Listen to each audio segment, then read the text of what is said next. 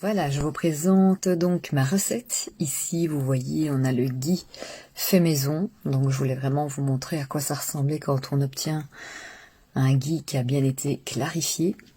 Ici, donc, j'ai mis des épinards. Les épinards qui sont donc refroidissants et séchants.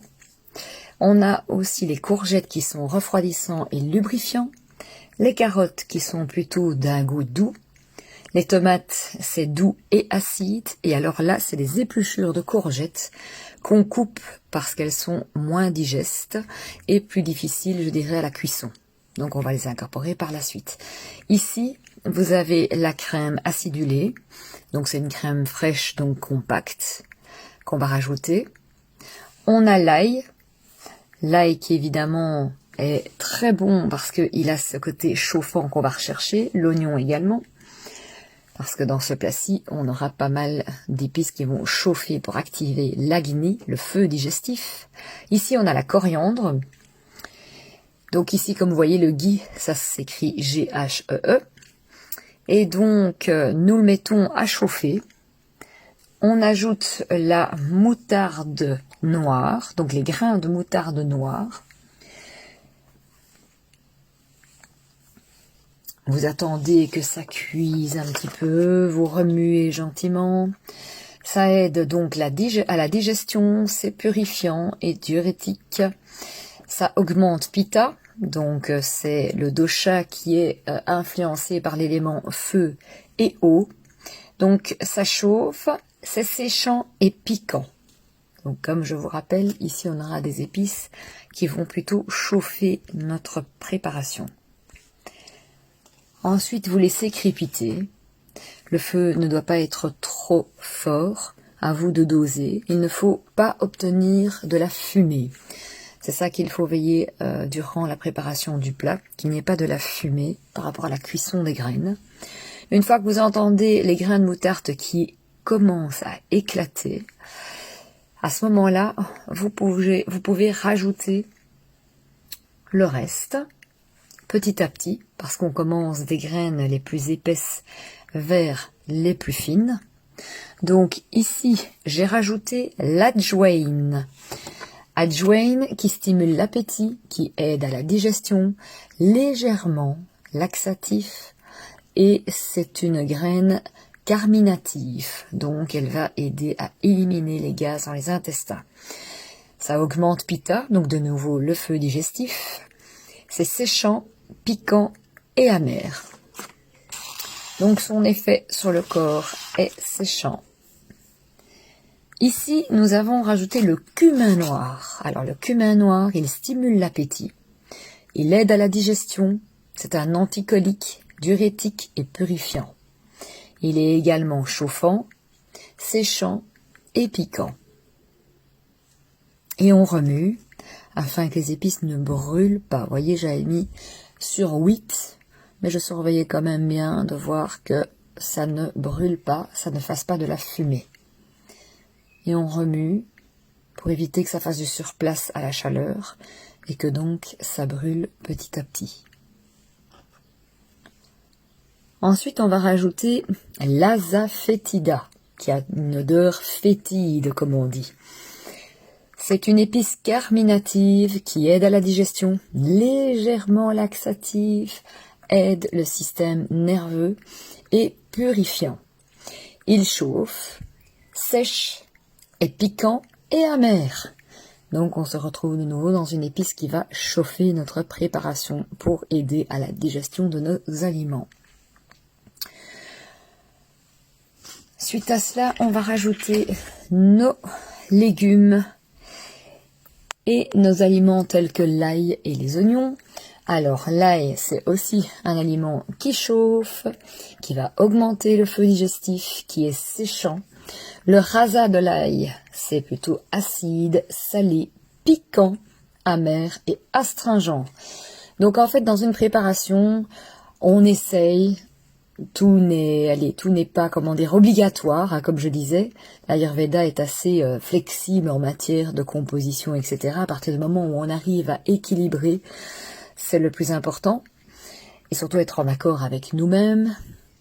Et donc ici, en fait, on essaie dans des plats de réunir les 5 saveurs.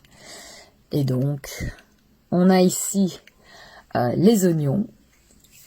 Alors, les oignons, c'est pareil, hein, ça va venir piquer un petit peu dans la préparation, chauffer. Et alors ici, j'ai mis en même temps les épluchures de nos courgettes, parce qu'elles vont cuire avec les oignons tout doucement. Voilà, j'ai rajouté un petit peu de ghee, parce que bon, personnellement, moi j'ai un déséquilibre au niveau du dosha Vata. Donc du coup, j'ai tendance à avoir la peau assez sèche. Et donc, tout ce qui est matière grasse est plutôt favorable pour les Vata. Pour bien les huiler, il faut s'hydrater, huiler, etc. Donc on ne doit pas avoir peur vraiment de graisser nos plats. La différence entre les bonnes graisses et les mauvaises graisses. Donc ici, je fais revenir tout doucement.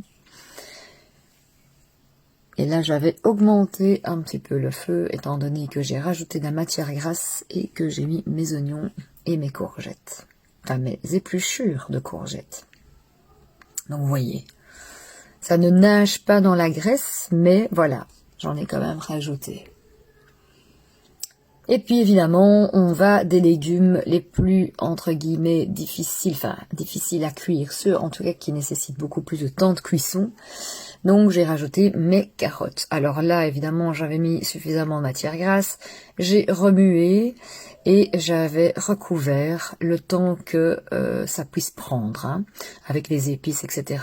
Ce qui est bien dans l'Ayurveda, c'est qu'en mettant les épices à l'avance, elles ont le temps de libérer tous leurs bienfaits et d'incorporer ça dans nos aliments en fait. Il y a vraiment durant toute cette cuisson un processus qui se passe, c'est que les aliments s'imprègnent vraiment des saveurs et des bienfaits des épices. Ici donc, une fois que les carottes sont cuites, on met les courgettes épluchées, donc voilà. Du coup, ici, elles auront besoin, entre guillemets, de moins de temps de cuisson.